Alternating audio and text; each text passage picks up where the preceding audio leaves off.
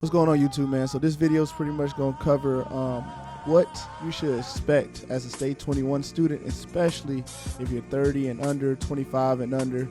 I've seen people make State 21 as young as 19. So this is going to be pretty much a look, guys, so what you should expect coming into your university. So let's get into the video right now. All right, boom. So like a lot of us didn't really grow up with like a real close family, right? So if you did grow up with a close family and family is really important to you, make sure you move closer to your family, because that's going to keep you stable, that's going to keep you grounded. And in my opinion, the younger you are, the better that is for you. Just because you can have your friends to go back to, it's not necessarily you relying on yourself.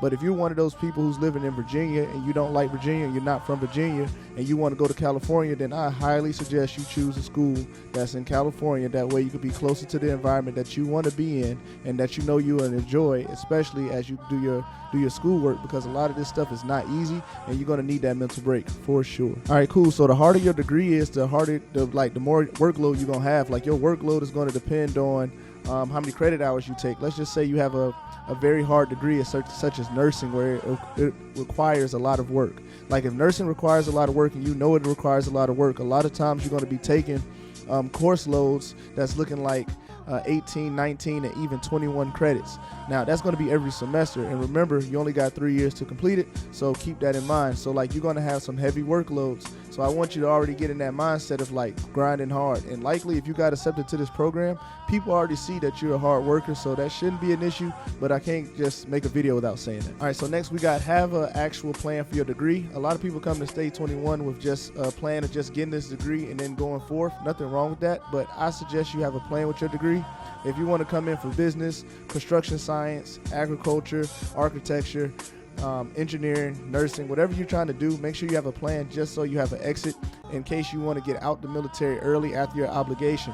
Now the reason why I say that is because it's going to be a stepping stone.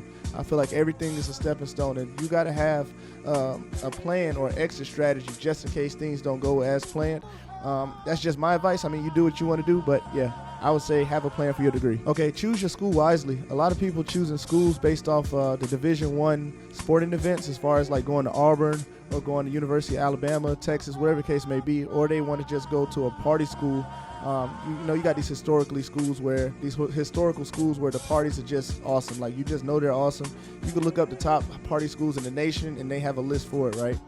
I suggest you go to a school where you know you're going to succeed at, and what I mean by succeed is like they have the resources available to you for your personal needs, such as tutoring programs. And then if you know administration that's already at that university or college, of course I suggest you go there. That way you can succeed. You might not be in like the biggest cities or where the biggest, the biggest sporting events are. You might have to go to a D2 school, but that's okay if you go into a Division II school, as long as you get that degree.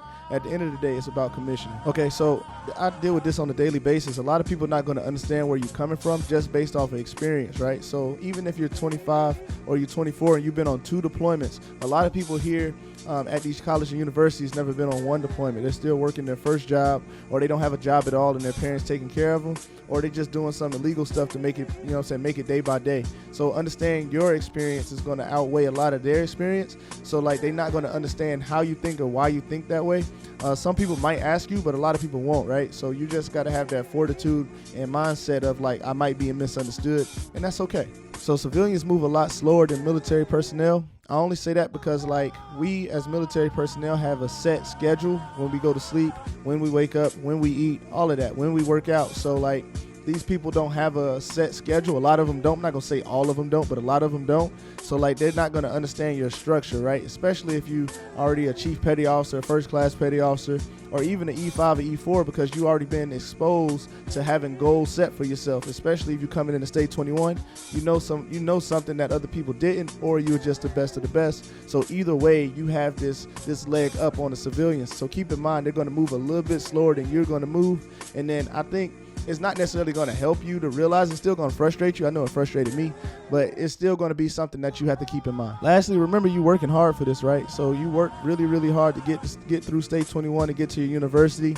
Let's just say you went to the University of Washington. You finally got to their engineering program. You checked in as an electrical engineer. The ROTC program loves you.